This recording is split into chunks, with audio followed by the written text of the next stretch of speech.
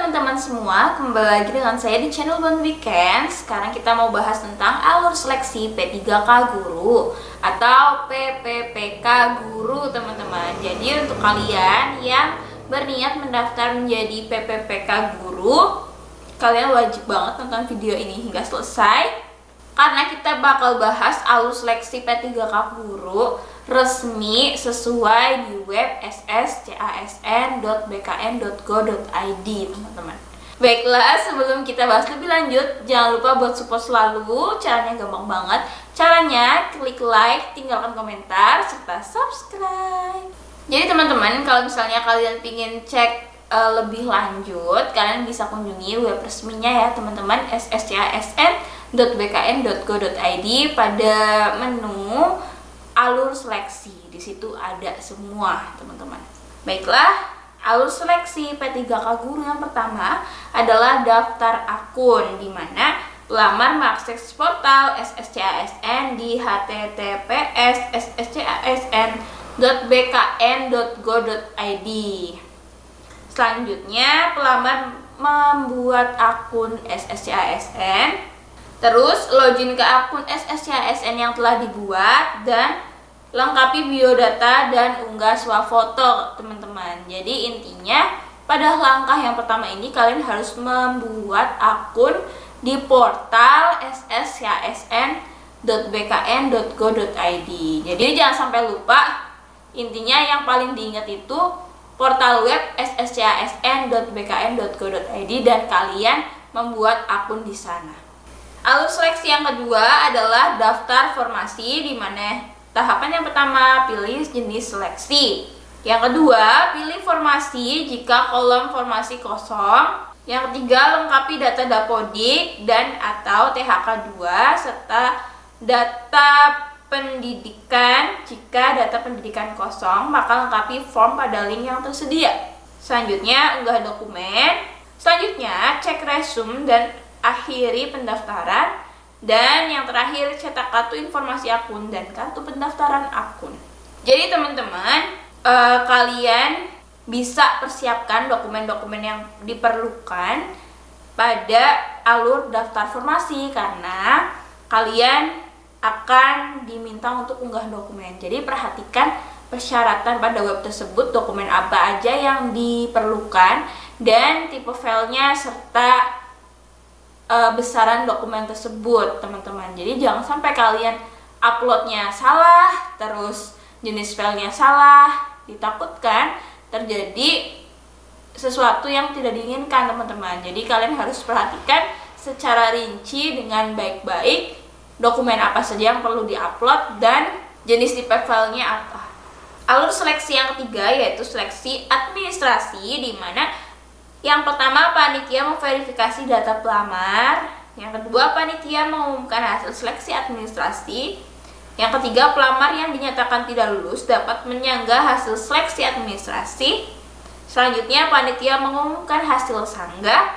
Dan yang terakhir, pelamar yang dinyatakan lulus dan masuk ujian seleksi kompetensi teknis kesempatan pertama melakukan cetak kartu ujian. Jadi intinya pada seleksi administrasi kalian hanya menunggu panitia memverifikasi data-data yang telah kalian masukkan, inputkan, dan unggah di web tersebut. Selanjutnya, apabila kalian lolos, kalian bisa cetak kartu dan mengikuti ujian seleksi kompetensi teknis kesempatan pertama. Kalau misalnya kalian nggak lolos pada seleksi administrasi, kalian berhak mengajukan masa sanggah. Apabila kalian merasa, oh kayaknya kemarin aku daftar udah bener semua kok, udah cocok semua, kenapa nggak bisa lolos? Kalian bisa mengajukan sanggahan, teman-teman. Kalau misalnya sanggahan kalian diterima, kalian bisa mengikuti tahapan selanjutnya. Alur selanjutnya yaitu seleksi kompetensi teknis kesempatan pertama, di mana tahapan pertama, pelamar yang masuk pada ujian kesempatan pertama melaksanakan ujian seleksi kompetensi teknis. Yang kedua, panitia mengumumkan hasil seleksi kompetensi teknis kesempatan pertama. Dan yang ketiga, pelamar yang dinyatakan tidak lulus dapat menyanggah hasil seleksi kompetensi teknis kesempatan pertama. Selanjutnya, panitia mengumumkan hasil sanggah. Pengumuman ini bersifat mutlak dan tidak dapat diganggu-gugat. Dan yang terakhir, pelamar yang dinyatakan lulus melakukan pemberkasan. Jadi teman-teman, untuk seleksi kompetensi teknis kesempatan pertama, tugas kalian di sini adalah menunggu kapan dilaksanakannya kompetensi teknis kesempatan pertama. Terus kalian bisa melaksanakan tes, selanjutnya menunggu pengumuman apakah lulus atau tidak. Kalau misalnya tidak, kalian bisa menyanggah hasil kelulusan kalian dan menunggu pengumuman hasil sanggah. Pengumuman hasil sanggah ini tidak dapat diganggu-gugat ya teman-teman.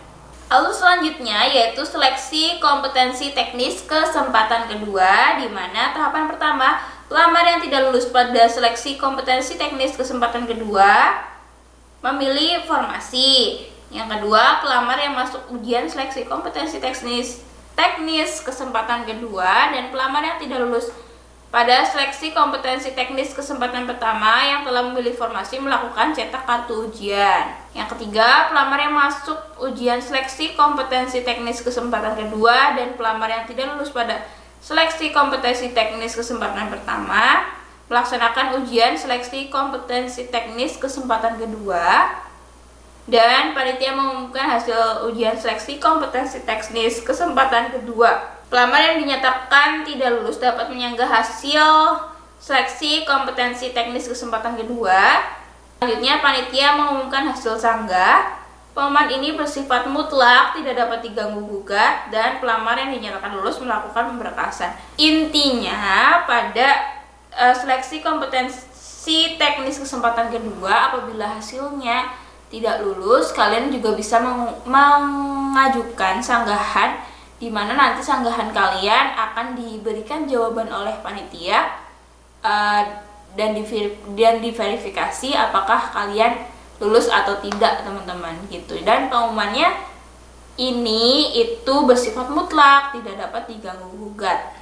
Selanjutnya, alur seleksi kompetensi teknis kesempatan ketiga, di mana pelamar yang tidak lulus pada seleksi kompetensi teknis kesempatan kedua memilih formasi.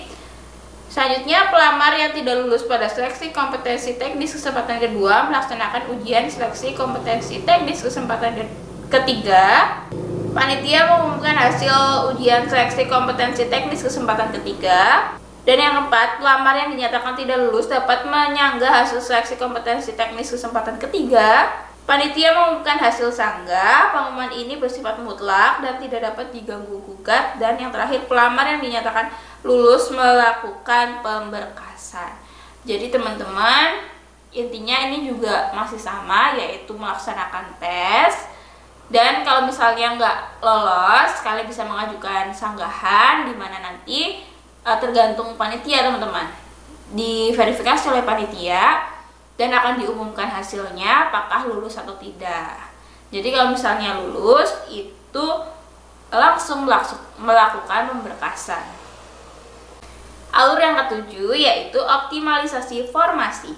Ini dilakukan apabila terdapat kebutuhan formasi yang belum dipenuhi.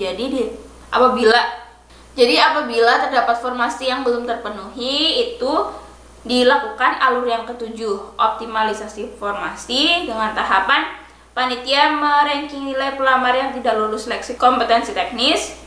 Yang kedua, panitia mengumumkan hasil optimalisasi formasi. Yang ketiga, pelamar yang dinyatakan tidak lulus dapat menyanggah hasil optimalisasi formasi. Yang keempat, panitia mengumumkan hasil sanggah. Pengumuman ini bersifat mutlak dan tidak dapat diganggu-gugat. Dan yang terakhir, pelamar yang dinyatakan lulus melakukan pemberkasan. Jadi dilakukan optimalisasi apabila ada formasi yang belum terpenuhi teman-teman.